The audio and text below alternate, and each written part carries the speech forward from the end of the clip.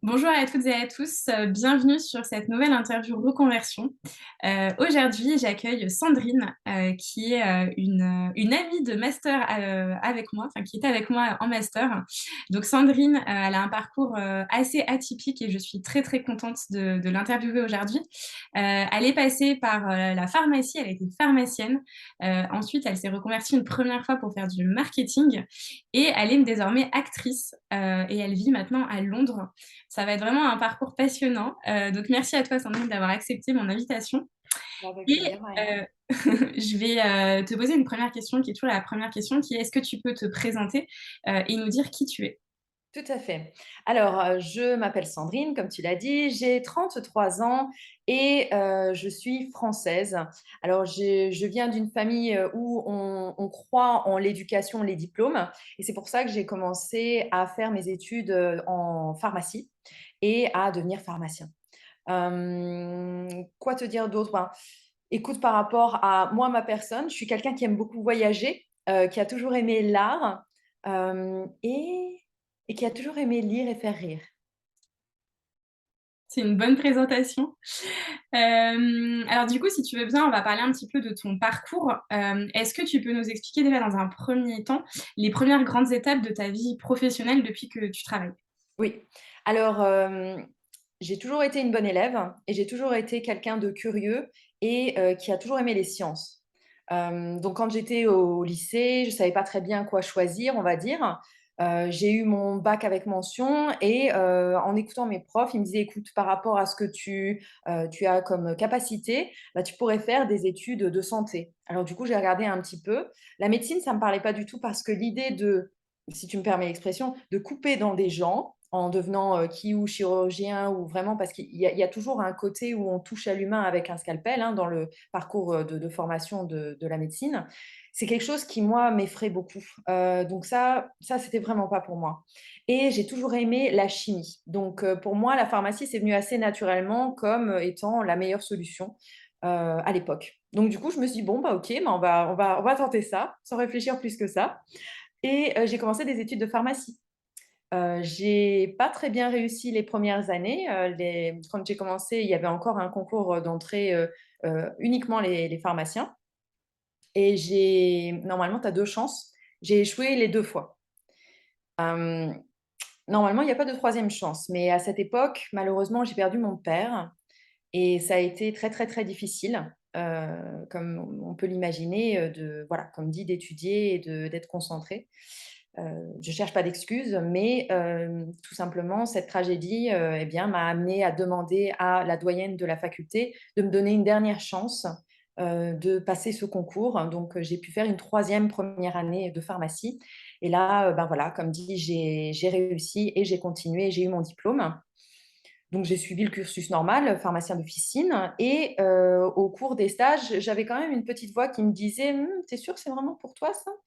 Je me dis: «C'est bon, c'est ma je vais voilà, maintenant j'y suis, je vais aller jusqu'au bout» et quand j'ai été diplômée et que j'ai commencé mon premier boulot, il y avait toujours au fond de moi la sensation du: «Tu es pas à ta place, il y a quelque chose qui va pas, tu es pas tout à fait heureuse». Et je me suis dit: «Bon, bah, c'est tout, il y a combien de gens qui sont pas heureux dans leur boulot?» Du coup, j'ai toujours laissé de côté, cette petite voix et avec ce besoin de bouger et cet amour du voyage, je me suis dit: «Bon, bah, écoute, avec mon diplôme, je peux travailler, dans plein d'endroits en Europe». Du coup, j'ai commencé à travailler en France, puis après je suis allée au Luxembourg, puis je suis allée en Belgique parce qu'à l'époque, l'anglais, je ne maîtrisais pas trop bien.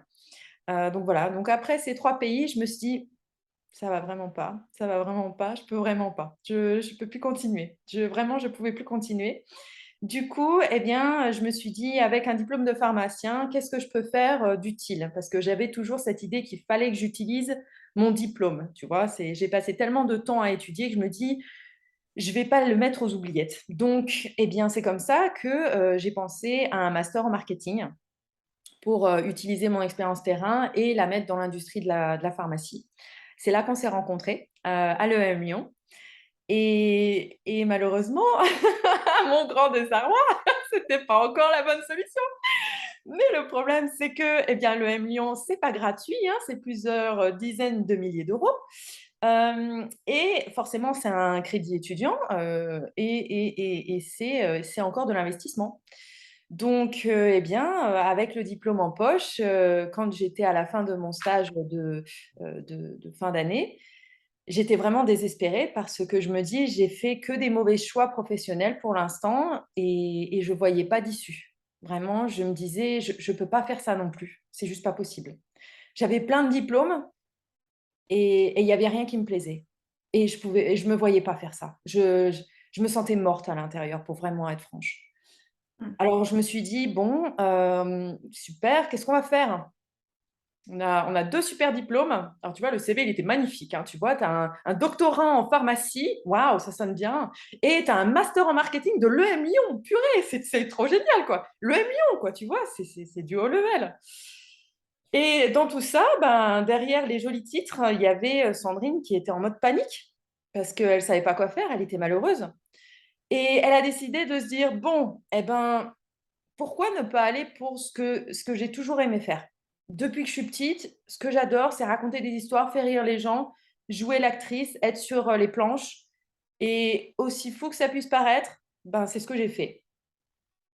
J'avais alors, un 29 ans, ouais, 29 ans et ou la trentaine. J'étais vraiment dans la dernière limite pour demander un visa vacances, travail pour partir en Nouvelle-Zélande. Alors ça, c'est un truc qu'on peut faire en tant que Français, on peut partir en mode visa, vacances travail dans plein de pays du monde. Et moi, j'ai choisi la Nouvelle-Zélande parce que, pendant l'année 2020, c'était, l'année où le cinéma il y avait énormément de projets là-bas et je me suis dit: «Je vais y aller». Mon cœur me disait d'y aller, donc je me suis dit: «Vas-y, qu'est-ce que tu risques?» J'avais un peu d'argent de côté, même si j'avais le crédit étudiant. J'avais un peu d'argent de côté et je me suis dit: «Il faut que j'y aille». Donc j'y suis allée. J'ai vécu 1 an là-bas et j'ai commencé petit à petit la carrière d'actrice là-bas. J'ai rencontré, ben, d'autres acteurs, j'ai rencontré des coachs, d'acteurs, j'ai rencontré des producteurs, j'ai rencontré un tas de monde dans le milieu du cinéma et j'avais beau être en panique pour savoir comment j'allais faire de l'argent, et ben, j'étais super heureuse parce que sur, les plateaux de tournage, c'était la folie, c'était la folie. Pourtant, c'est des longues heures, c'est pas toujours simple, mais c'était mon truc et je me suis dit: «Super, ça y est, enfin, ça y est, tu es sûre Sandrine?» «Ouais, ouais, ouais, ouais, ouais, promis, c'est ça que je veux faire» et donc si tu veux, j'ai fait une rencontre avec un coach, justement pour acteurs, qui m'a dit: «Écoute Sandrine, si tu veux pour être prise au sérieux, c'est comme pour toute profession, il faut que tu aies une formation professionnelle». Donc je me suis dit: «Super, alors où est-ce qu'on fait ça?» Donc elle me disait: «Ben écoute, avec, ta nationalité, peut-être que le plus simple, ça serait de te tourner vers l'Europe et la meilleure ville en Europe, c'est Londres». C'était avant le Brexit et pour moi, c'était vraiment le dernier moment parce que comme dit, avant le Brexit, quand on était nationalité européenne, on pouvait encore venir comme ça, avoir le statut de résident. Maintenant, c'est très, très difficile. Il faut une vraie bonne motivation ou, être, sponsorisé par un employeur. Et ben, je me suis dit: «Allez», tu vois? C'était vraiment toujours très spontané. Je voyais les signes de la vie et je me dis: «Si je vois ça, c'est qu'il y a une raison» et donc j'ai fait des recherches sur internet et je suis tombée sur une école d'acteurs, qui faisait des auditions et je sentais que cette école était la bonne. Donc j'ai fait l'audition pour cette école. J'ai booké un billet parce qu'ils m'ont dit: «On veut vous voir en personne». Donc j'ai laissé la Nouvelle-Zélande de côté, j'ai vendu la voiture, j'ai rendu l'appartement, je suis revenue en Europe et c'était le moment où il y avait le début du Covid. Donc Ouais, ce qui était vraiment stressant, c'est qu'il y avait pas un seul avion qui ouais. revenait en Europe. Pas un seul avion. J'étais bloquée en Nouvelle-Zélande pendant, des mois et quand j'ai enfin réussi à trouver un avion et ben, voilà, j'imagine que tu imagines l'état d'anxiété dans lequel j'étais parce que des fois, ils voilà, comme dit, ils annulaient les avions. Donc je suis arrivée à Londres, il y a 2 ans à peu près. J'ai fait cette audition, j'ai été, reçue et j'ai commencé, mon apprentissage. Ouais, ça fait beaucoup, hein, je sais, mais c'est pas fini! Donc normalement la formation c'était à 1 an et pendant cette année, ça a été assez compliqué financièrement parlant parce que comme dit, j'étais à l'école à temps plein, du lundi au vendredi et pour faire de l'argent, bah, c'était très, très, très difficile. Donc malheureusement, j'avais beaucoup trop de pression sur, mes épaules et ben, j'ai eu une opération en urgence de la colonne vertébrale, une hernie discale qui Ouais. m'a fait couper ma scolarité, en avril Et au bout de presque un an, j'ai pu retourner à l'école. Alors voilà, comme dit, hein, il y a eu beaucoup de rééducation. C'était vraiment très, très méchant, hein. Je ne pouvais pas sortir de mon lit. J'avais une sonde urinaire, donc c'était vraiment méchant. Hem Et quand j'ai réussi à remarcher, je boitais. Donc aujourd'hui, j'ai beaucoup de chance parce que j'ai retrouvé l'usage, de la marche et j'ai une vie quasi normale. Il y a juste encore deux trois choses qu'il faut avec, comme dit, dans la rééducation, il faut que ça se remette. Mais c'est des choses assez mineures, comme par exemple la danse. Mais voilà, comme dit, j'ai une vie normale. J'ai été diplômée de cette école et voilà, nous sommes à, aujourd'hui le 8 août. Super. Ben, en tout cas, merci beaucoup pour, le partage de tout ton parcours, c'est hyper intéressant. Moi, il y a quelque chose qui m'est venu justement quand tu parlé de signes de la vie ou de Ouais, petites voix dans ta tête et cetera qui te disaient: «Mmh, ouais. c'est sûr que c'est» est-ce que, tu pourrais nous expliquer un peu comment ça s'est passé pour toi? Qu'est-ce que tu ressentais dans ces moments-là? Alors, je suis pas une personne d'une très, très grande spiritualité, mais j'ai toujours eu au fond de moi la croyance que, la vie nous envoie des signes quand on en a besoin. Alors on peut dire la vie ou Dieu si on est religieux, mais je pense qu'il y a quelqu'un qui nous guide quelque part pour, aller vers une vie, plus heureuse et quand j'étais en Nouvelle-Zélande et que j'ai rencontré donc, cette coach, ça a fait sens. Il y a eu un déclic qui s'est fait dans ma tête et au niveau sensation, il y a eu comme un poids qui s'est enlevé. C'est ce que j'ai ressenti. En fait, dès lors qu'il y avait un signe de la vie ou ma petite voix, il y avait toujours quand je pensais que c'était la bonne décision, il y avait toujours une sensation de soit de soulagement, soit, quelque chose qui me faisait dire: «Il faut que j'y aille». Il y avait une sensation positive. Je peux pas vraiment bien la décrire, mais il y avait quelque chose de positif que je ressentais à chaque fois. Donc, oui, j'espère que ça répond à ta question. Oui, oui, oui. C'est plus pour, bah, justement pour les personnes qui écouteront cette interview et qui peut-être sont dans des périodes de transition où se posent beaucoup de questions et c'est qu'on peut parler un peu d'intuition, enfin, c'est vrai qu'il y a Oui, plusieurs enfin, ou de petites voix, qui nous parlent oui, et cetera et des fois, c'est pas forcément évident de sentir, ce qu'elle fait, qui elle est et cetera donc du coup, c'était oui, pour ça que je t'interrompais. oui. En fait, je pense que dès lors que j'entendais ce conseil de cette coach, pour moi, ça faisait sens, mais il fallait ensuite, agir. Parce que si j'avais pas agi, je serais peut-être encore en Nouvelle-Zélande ou je serais retournée en France. Et quand j'ai entendu cette chose, pour moi, ça a fait sens. Je me suis dit: «Tiens, il faut que j'essaye» et le processus m'a donné raison, en fait. Donc c'est par l'action que j'ai eu, la confirmation, on va dire ça comme ça. D'accord, ouais et ça, c'est intéressant justement sur l'action, parce qu'en plus, du coup, tu es passée à l'action plusieurs fois. Pour toi, à quel point c'est important quand même de passer à l'action, de tenter des choses, même si on n'est pas sûr et cetera et comment ça s'est passé pour toi, en fait, ce passage à l'action, justement? Je pense que le passage à l'action, il est absolument primordial, parce que tu peux, comme dit, faire des erreurs dans ton orientation professionnelle, mais ce qui compte, c'est pas tant l'erreur, je pense que c'est plus, comme dit, ça peut paraître un peu cliché, mais c'est le chemin. Parce que comme dit, voilà, quand je regarde d'où je suis partie, où je suis aujourd'hui, tu m'aurais dit ça quand j'ai été diplômée pharmacie, jamais, jamais, jamais j'aurais pensé que je serais aujourd'hui à Londres acteur, tu vois? Jamais, jamais, jamais. Et en fait, si tu veux, comme dit, c'est ces petits signes de la vie et le fait que j'ai eu confiance en ces signes et que j'ai agi qui m'ont amenée, à où je suis aujourd'hui et au fait que j'ai toujours essayé de me questionner en mode: «Est-ce que je me sens bien maintenant? Est-ce qu'après avoir fait ça, est-ce que je comment je me sens? Comment je me sens dans cette situation? Est-ce que ça va mieux? Oui». Il y a comme un poids qui s'est enlevé. Donc c'est l'auto-questionnement, et le fait d'agir. Ça, agir, Ouais. je peux pas dire, c'est absolument indispensable et je comprends que, tu vois, quand tu es dans une situation où tu sais pas quoi faire, agir, ça fait peur. Hein. Mmh. Parce que comme dit, on peut avoir, des limitations. Alors moi, j'ai pas d'enfants, hein, mais il y a voilà, certaines personnes qui ont des enfants, ça peut être une complexité. Tu peux pas agir aussi vite, ou aussi facilement que tu voudrais. Pour d'autres, ça va être, de l'argent. Mais je suis persuadée que tu peux toujours trouver ta solution, même si, c'est un petit peu plus lent, le processus. Mmh. Ouais, merci pour ça.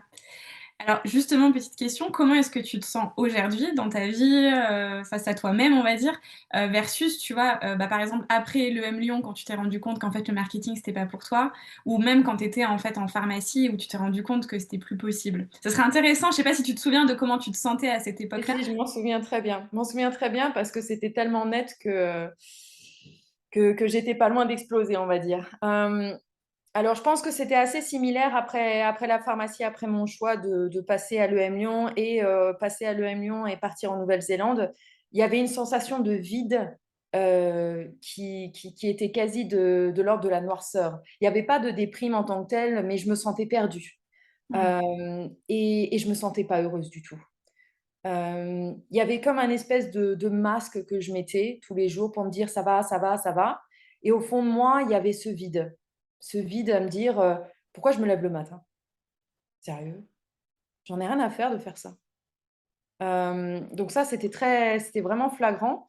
Et je pense que plus j'ai gardé ce masque, et c'était particulièrement criant après le M Lyon quand j'étais à faire ce stage sur Paris, il y avait une douleur, quelque chose à l'intérieur de mon ventre qui était prêt à se rompre tellement il y avait de la tension, tu vois.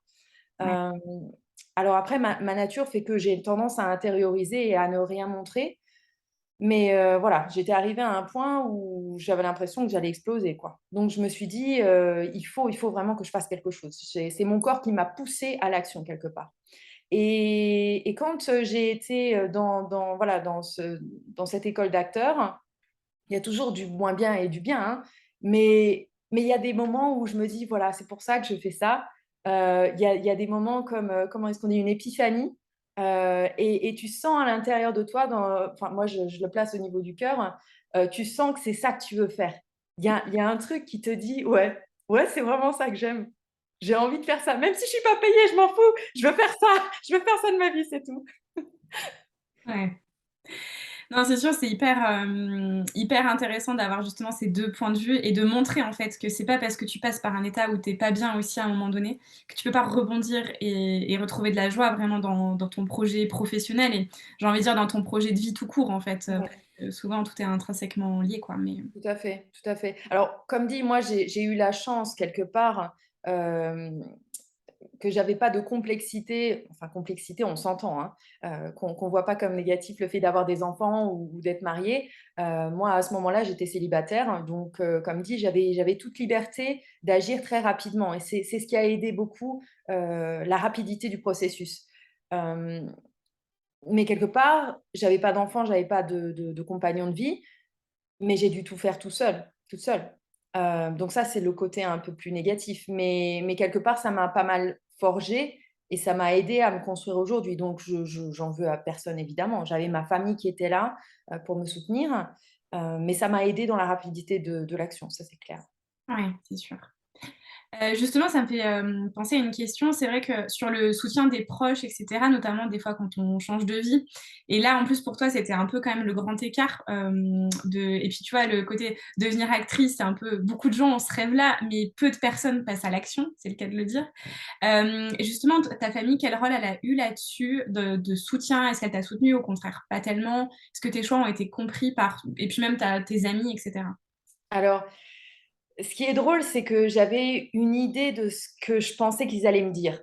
Parce que j'avais besoin de leur dire pourquoi je partais en Nouvelle-Zélande, tu vois? Ils comprenaient pas, ils auraient pas compris. J'avais finissé l'EM, c'était peut-être pas le moment de partir en voyage, tu vois? C'est le moment de trouver un job. Euh, donc, avant de leur dire, j'étais persuadée qu'ils allaient me dire, mais t'es complètement cinglé. Enfin, je veux dire, pourquoi tu pars en Nouvelle-Zélande tu viens juste de finir le M. Enfin, pour moi, voilà. Je m'étais mise des idées dans la tête en mode, ils vont me dire ça, et je vais pas me sentir soutenue. Je vais me sentir rejetée. Et ça va être dur. Donc, je me préparais mentalement, plus ou moins. Et le jour où je leur ai dit, j'ai été sans voix de l'amour et du soutien qu'ils m'ont porté parce que ils m'ont dit, nous, tout ce qu'on veut, c'est ton bonheur. Mmh. Et si tu n'es pas heureuse dans ce que tu fais là, et si tu dois, comme dit, partir en Nouvelle-Zélande et te trouver, c'était vraiment ça, c'est se trouver, eh ben, on est là avec toi. Et là, je suis encore émue de le dire parce que, comme dit, on s'imagine que nos proches, peut-être, ou nos parents, particulièrement. Ils vont pas nous soutenir. On a cette image qu'on veut, enfin, on pense qu'ils veulent qu'on fasse quelque chose de notre vie et être cette certaine personne, alors qu'en fait, tout ce qu'ils veulent, si c'est des bons parents, c'est ben, qu'on soit heureux. Ouais, Donc ça a été quelque part, l'obstacle, il était en moi-même, tu vois? Il était pas auprès d'eux. Pour eux, c'était easy, quoi. C'était facile d'accepter ma décision. Tout ce qu'ils voulaient, comme dit, c'était mon bonheur et donc ils ont été très, très, à l'écoute et ils m'ont toujours soutenue, et encore aujourd'hui, à chaque fois, ils me soutiennent, quand je leur annonce une bonne nouvelle, alors c'est tout le monde, champagne, machin. Ça fait plaisir. ouais. Non, c'est trop chouette parce que c'est vrai que c'est pas toujours le cas ou en tout cas, bon, Non, mais ouais, non, j'ai beaucoup de chance, c'est vrai. ouais, super. Tu nous as parlé aussi de se trouver et du fait que tu sois partie aussi en Nouvelle-Zélande. Est-ce que tu peux nous en dire un petit peu plus sur, ce que ça veut dire pour toi se trouver et ce Ouais. que ça t'a apporté en ce sens-là, la Nouvelle-Zélande? Ouais. Alors, je pense que quand on grandit, on est dans l'idée qu'il faut avoir une éducation, donc on fait des études, mais on fait assez peu d'expériences. Enfin, ça a été mon cas en tout cas. J'ai beaucoup, beaucoup, beaucoup, beaucoup étudié et j'ai fait assez peu de voyages en tant que tel. J'ai eu assez peu d'expériences de vie. J'ai passé tout mon temps dans les livres et du coup, ben, je ne savais pas trop qui j'étais, ce que je voulais, tu vois? J'avais comme ça des indices, des subtilités qui me faisaient dire: «Oh, j'aime bien raconter des histoires, j'aime bien être sur les planches», ce genre de choses. Mais j'écoutais jamais trop ces choses-là, tu vois? Parce que pour moi, voilà, mes parents, ils m'ont donné la valeur, travail, ils m'ont donné la valeur éducation, chose pour laquelle je suis très, très reconnaissante, hein, mais j'ai pas eu ces expériences de vie qui m'ont permis de me connaître, hein. Donc du coup, le fait de partir en Nouvelle-Zélande à 12 heures, de différence de temps de eux, ça a été un gros, gros choc, mais j'en ai eu besoin. Parce que c'était un pays que je ne connaissais pas, Ouais, avec une langue que je maîtrisais un peu, mais pas autant qu'aujourd'hui, et j'ai eu besoin de cette énorme coupure pour laisser derrière moi ce que je pensais être et découvrir ce que je suis vraiment, en fait, si ça fait sens. ouais. Tu vois, c'est comme si on m'avait chopé comme ça, comme le petit personnage sur Google Maps, tu sais? Tu le prends de là, voilà, hop, et on va te mettre ici, voilà. Débrouille-toi maintenant! Donc c'est vraiment la sensation que j'ai eue et ça m'a fait un bien fou, hein. Ça Ouais, m'a fait un bien fou. ouais. Alors, bah, justement, la transition est toute trouvée. J'aimerais qu'on parle un peu des peurs parce que du coup, il y a beaucoup de gens enfin, ce choix-là peut faire peur à beaucoup de personnes, en tout cas, même si ça peut susciter aussi de l'envie ou, de se dire: «Bah, en fait, ouais, ça j'adorerais faire ça moi aussi». Est-ce que il y a eu des moments où tu as eu peur et tu avais peur de quoi? Enfin, tu vois, est-ce que, c'est la partie un peu plus, Ouais, hem alors, j'avais très, très bien préparé la chose, donc je savais, à quoi m'attendre en Nouvelle-Zélande parce que, ben, avec le visa vacances-travail, il y a un site qui est très, très, très bien fait, donc tu sais à quoi t'attendre. On t'explique toutes les démarches, donc pour moi, c'était pas le processus d'y aller qui m'a fait peur, parce que j'avais déjà voyagé, pris l'avion, voilà, c'était juste un petit peu plus long forcément. Donc ce côté-là du voyage m'a pas fait peur, c'était plus, hem, faire de l'argent sur place, tu vois? Parce que, comme dit, ben, j'avais pas forcément la qualification sur place, qu'est-ce que j'allais faire? Voilà, niveau argent, c'était essentiellement l'argent et c'était aussi, ce fameux syndrome de l'imposteur, je pense qu'on peut dire, mmh, quand tu démarres dans quelque chose, te dire: «Mais quelle arrogance tu as, de vouloir faire ça. Tu as absolument aucune expérience, tout le monde va se rendre compte que tu es pas bien dans ce rôle-là, dans cette profession-là. Tu devrais arrêter. Donc pour moi, ça a vraiment été ça les 2 peurs. Ça a été comme dit,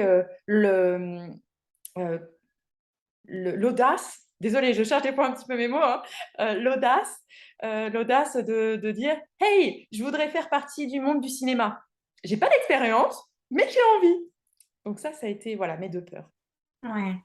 Et comment tu as fait justement bah, pour les dépasser et pour y aller quand même? Alors, pour la peur numéro un, j'avais commencé à développer un blog avec une formation, d'apprentissage de l'italien, chose que maintenant j'ai mis, de côté.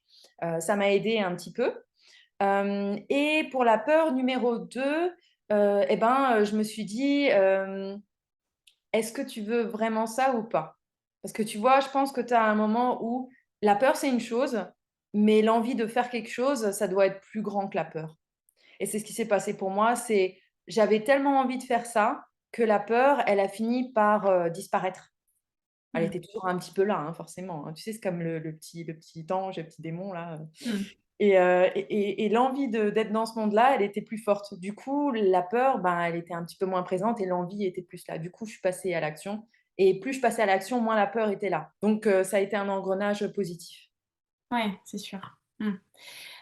Est-ce que tu t'es fait accompagner à un moment donné, dans tes choix de vie, de transition et cetera? Alors, soit en coaching, en je sais pas, en thérapie quelconque et cetera, justement pour t'aider ou pas particulièrement? Hem, alors, j'aurais peut-être dû, hein.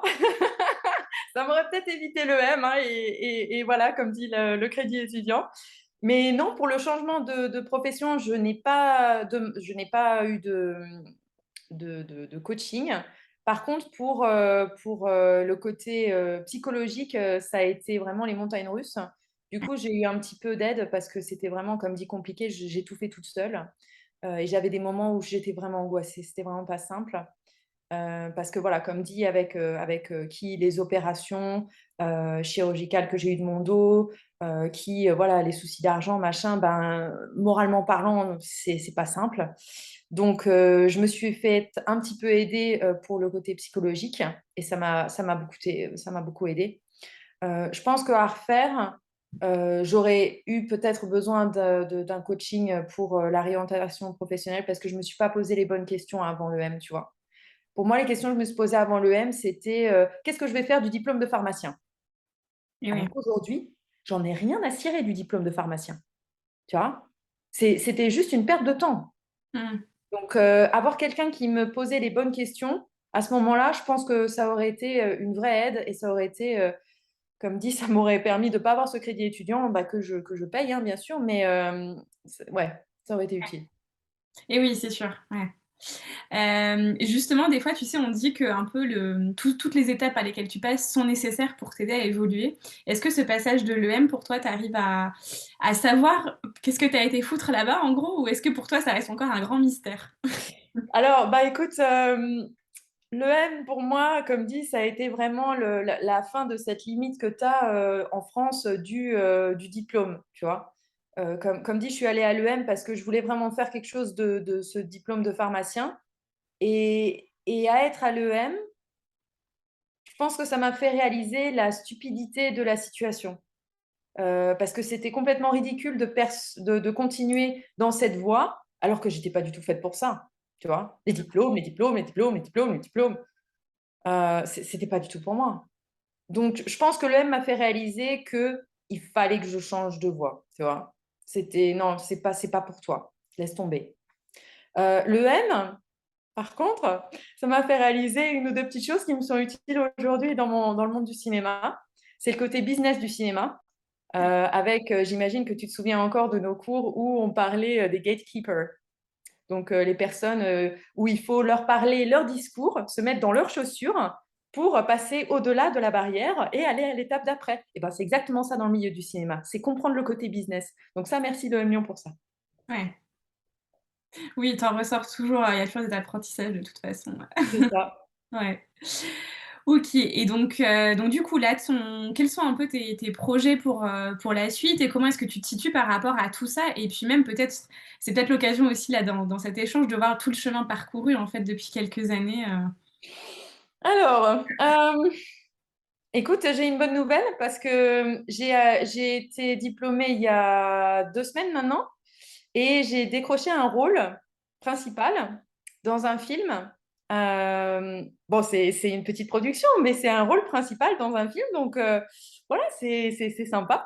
Donc, je suis très, très, très contente, ben, comme dit, de commencer à filmer. C'est en septembre que ça va se faire. Demain, j'ai la lecture du script et je rencontre tu vois, le staff et les autres acteurs. Donc, comme dit, c'est quelque part une vraie réussite de se dire que tout de suite après avoir eu le diplôme, parce que c'est pas comme ça d'habitude, tu as un rôle principal dans un film. D'habitude, tu vois, tu as des petits rôles, tu es rejeté, il y a énormément de rejets dans cette industrie. et tu arrives pas à quelque chose dans les premiers temps, c'est très, très, très rare. Et moi, j'ai eu cette chance. Donc, quelque part, tu vois, je me dis, le fait d'avoir ce rôle, c'est quelque part une confirmation de tout ce que j'ai fait. Et ouais. Et ça me paraissait limite trop facile d'avoir eu ce rôle, pour ne rien te cacher. Ah, c'est génial. Ouais. Donc je me suis dit: «Bon, bah, c'est que ce rôle-là, il était pour moi», tu vois? Hem, donc quand je regarde le chemin, parcouru, ce que je regrette absolument pas, c'est le passage à l'action et le fait de pas avoir été aveugle aux signes de la vie, tu vois? C'est 2-3 choses qui m'ont fait, changer de virage et m'ont fait prendre d'autres décisions et le fait d'avoir agi aussi, comme dit, ces 2 choses-là, c'est ouais, quand je regarde le chemin, c'est ce qui me reste en tête. C'est génial, mais en tout cas félicitations pour ton rôle, c'est super Merci. chouette. Et donc ton projet, c'est à Londres que ça se passe? Oui, oui, c'est, à Londres que c'est tourné, ouais. Ouais. Et peut-être alors même si on va pas trop faire de la projection, mais on va dire, par rapport à tout ce que tu as vécu, tout ce que tu as expérimenté en termes de reconversion professionnelle et de connaissance de toi aussi, j'imagine, comment est-ce que tu vois la suite aussi de ta vie professionnelle? Est-ce que enfin, ma question, c'est plutôt, est-ce que le sens du travail a changé pour toi? Et si oui, comment? Hem, le sens du travail, il a pris une définition un petit peu différente. Cette valeur-là, elle s'est un peu renforcée, dans le sens où, dans le monde du cinéma et ce que je fais pour payer, ben, le loyer, hem, c'est de la chasse, plus ou moins. Comme je suis pas une employée. Mmh, Tous les jours, je dois, aller sur internet, trouver le petit boulot qui va me payer, 150 pounds ici, 150 pounds là. Donc ça m'apprend vachement l'organisation, le fait d'avoir toujours faim, et le fait de jamais baisser les bras. Donc j'ai envie de dire que, pour la suite, cette valeur travail, c'est vraiment renforcé parce que si tu fais rien, il y a rien qui va marcher. Il y a rien qui va venir à toi. Donc donc je suis comme dit, j'avais déjà une bonne base avec mes parents, ce qu'ils m'avaient donné. Je vois encore, dans mon enfance, mon père qui travaillait comme un malade, très, très peu de jours de repos. Donc, j'ai cette image valeur travail, dont je suis fière, mais ça a pris une autre ampleur avec mon mode de vie et l'industrie du cinéma qui fait vraiment pas de cadeaux. ouais. Donc quelque part, ce qui s'est passé, ça m'a vraiment aidée et ça m'a armée, je pense, pour la suite. Et ouais, c'est sûr. Mmh. Et donc oui, du coup, si je comprends bien de ce que tu disais, en fait, c'est que donc tu as des petits boulots, on va dire alimentaires là pour l'instant et que tu Oui, as eu, j'imagine, pendant aussi ta formation et donc du oui, coup, l'idée effectivement après, c'est d'arriver à vivre du cinéma, oui, oui, c'est ça l'objectif. En fait, si tu veux, je me suis dit, pour me donner un objectif, je me donne 5 ans pour, vraiment passer de ce que je vis aujourd'hui, ce que tu disais, les petits boulots alimentaires, en parallèle des rôles que je peux décrocher, à, être totalement dans l'industrie du cinéma et à ne faire que ça, à travailler pour ça, à ce que, ben, mon métier d'actrice, et ben, ça me paye, qu'il les facture, et mon mode de vie. C'est vraiment pour moi, c'est ça le succès. C'est ça que je vise, c'est être respectée dans ma profession et apporter beaucoup de bonheur aux gens qui verront, les projets dans lesquels j'aurai la chance d'être. ouais, OK. Et bah, peut-être on a un tout petit peu parlé de l'argent, mais est-ce que l'insécurité financière, tu la, ressens toujours aujourd'hui par rapport à ça ou pas du tout? Oui, alors pour rien te cacher, je suis tombée malade il y a 3 semaines du Covid et j'ai pas pu travailler pendant, plus d'une semaine. La semaine d'après, je suis partie en France, pour voir ma famille, parce que c'était prévu depuis plusieurs mois. Du coup, il y a 2 semaines où j'ai pas travaillé et ça, c'était pas du tout prévu. Mmh, Avec mon mode de vie, le problème, c'est qu'on peut pas tomber malade comme ça parce que, comme dit, si tu travailles pas, tu as pas d'argent. Tu as aucune sécurité financière. Donc cette insécurité, oui, en effet, je la ressens. J'essaie toujours, comme dit, d'avoir un petit peu d'argent de côté pour pas finir à la rue, hein, on va dire ça comme ça. Mais elle reste toujours là. Elle plane toujours parce que, comme dit, je ne suis pas une employée, donc je n'ai pas la sécurité, financière et la tranquillité d'esprit pour l'instant. J'espère que ça viendra. ouais. Bon, mais en tout cas, tu as l'air de faire face, en tout cas avec, brio, à tout ça, en tout Il cas. faut, comme on dit. Ouais, ouais. Il faut. Ouais. Il y a une autre question, alors je sais pas si ça te concerne ou pas, mais qui me vient parce que tu es actrice, c'est le regard de l'autre aussi et le fait de d'oser vivre ses rêves. Est-ce que tu as été, enfin, comment toi tu vis les choses par rapport est-ce que la critique, les choses comme ça, c'est des choses qui te touchent avant, qui te touchent moins maintenant? Enfin, comment est-ce que tu es par rapport à ça? Alors la critique, j'y étais énormément, hem, sensible, avant parce que, dans ma nature, je cherchais toujours à ce qu'on valide mes choix. Hem et depuis que je suis dans l'industrie du cinéma, avec tous les rejets que tu te prends dans la figure, bah, tu t'endurcis, tu as pas le choix, sinon tu laisses tomber. Hem, le truc vraiment sympa à Londres, c'est que tu peux être ce que tu veux. C'est une si grosse ville et le monde anglophone a aussi cette idée de, dans l'univers de la reconversion, mais c'est pas grave, tu vois? C'est pas comme un mindset francophone, tu vois? C'est vraiment, écoute, tu as fait ça, OK, tu fais ça. Ils sont vraiment limite, ils s'en fichent, limite. Tu peux être qui tu veux. Tu as une grande liberté et c'est aussi pour ça que j'aime bien cette ville. C'est parce qu'en termes d'image, quand je dis que je suis actrice, les gens, ils sont plutôt en mode: «Oh, c'est génial! Waouh, mais parle-moi, tu es dans quoi? Tu vas faire quoi?» Tu vois? C'est toujours très, très positif. Alors que quand je parle de ça à des francophones, c'est en général un peu différent. Ouais. Donc les anglophones, sur ce côté-là, ils sont plus dans l'enthousiasme, plus dans le voilà. Donc bon, il y a de la critique, hein, toujours, mais j'avoue que la peur que j'ai, c'est plus, du côté amoureux parce que, et ben, quand tu es acteur, forcément, tu es amené à avoir, des scènes, qui, ou intimes ou amoureuses ou au minimum avoir un baiser avec un autre acteur. Et j'avoue que ça, c'est quelque chose, qu'il faut que, je n'ai pas de partenaire, hein, mais qu'il faudra que mon partenaire, comprenne. Parce que comme dit, c'est mon métier. Donc voilà, ça c'est une petite chose qui reste dans le fond de mon esprit, parce que comme dit, ben, s'il ne comprend pas ça, moi je ne change pas de métier, hein, Et ouais, c'est sûr. OK. Alors on arrive à la fin de cette interview, j'ai juste une dernière question qui est aussi commune à tout le monde, c'est est-ce que tu aurais un dernier conseil ou quelque chose que tu aimerais rajouter, pour, des personnes en fait qui écouteront cette interview, qui se posent des questions, qui aimeraient se reconvertir, oser suivre leur cœur, mais qui ont encore des blocages à le faire?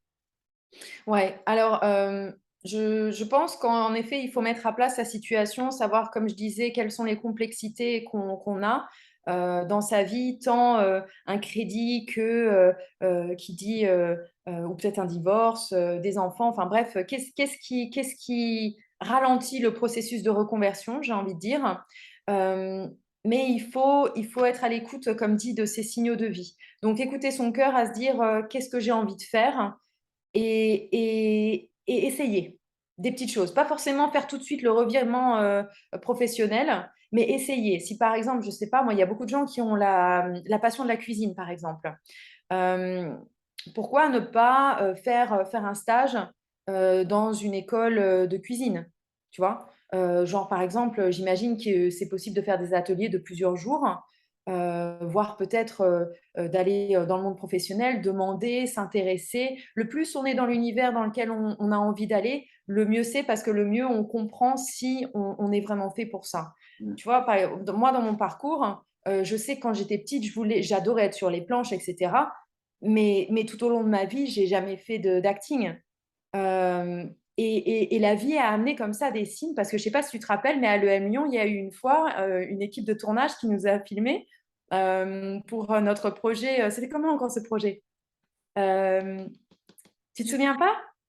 Où on devait nous-mêmes réaliser un film, enfin un petit Non, non, documentaire, non, il y non? avait une équipe de tournage professionnelle qui était venue pour le projet Thème, c'est ça? Ah oui! Exact, oui, oui. Voilà, voilà et en fait, si tu veux, moi, quand, j'ai vu le film qu'ils ont fait, bah, les 3 quarts du temps, il y avait que moi à l'écran. Et j'étais bien devant la caméra, tu vois? Alors il y avait des petits signes comme ça pour moi qui m'ont vraiment parlé. Donc je pense que, d'une part faire, la liste des complexités comme je disais, mais aussi être à l'écoute de ces signes et d'essayer des petites choses. Pas forcément comme dit faire le grand saut parce que des fois ça fait vraiment très peur, mais Mmh. juste essayer des petites choses et voir ce qu'on ressent. Parce que je pense que le ressenti, c'est vraiment très important. L'intuition qu'on a, elle sait ce qu'on a envie de faire. C'est juste qu'on a peur de l'écouter. Et ouais, c'est sûr. Voilà. C'est une magnifique conclusion. Merci beaucoup Sandrine, c'était un plaisir pour moi d'échanger avec toi là-dessus. C'était hyper intéressant. Avec plaisir, Marie. J'espère que ça vous aura plu, à vous aussi et passez une belle fin de journée ou soirée et à très bientôt.